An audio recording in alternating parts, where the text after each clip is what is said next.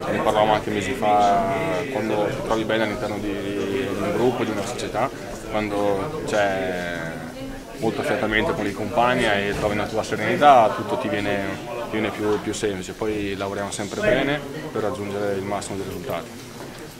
E quindi bisogna soltanto continuare così e basta. Poi prima scherzavano la dedica al mister, però comunque con dal canto ti è un po', diciamo, rigenerato, se possiamo andare per però con dal canto hai trovato continuità e anche prestazioni sempre migliori.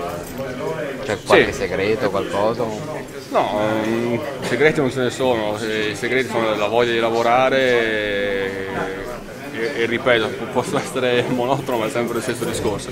Quando stai bene all'interno di un gruppo poi tutto diviene più facile perché ti aiuti tra compagni. Una dimostrazione è stata ad oggi quando per dirti Schiavi è entrato in campo, che era difficile entrare in una partita del genere perché Totuccio e Macia hanno reso difficile durante la partita e Lorenzetti, Lazzaro ci è andato benissimo, quindi questi sono tutti segnali positivi che ti fanno ben sperare.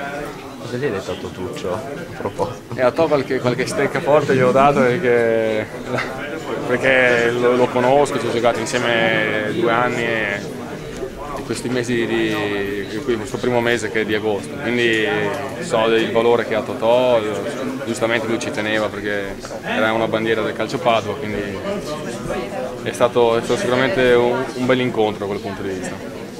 Senti, una pallantata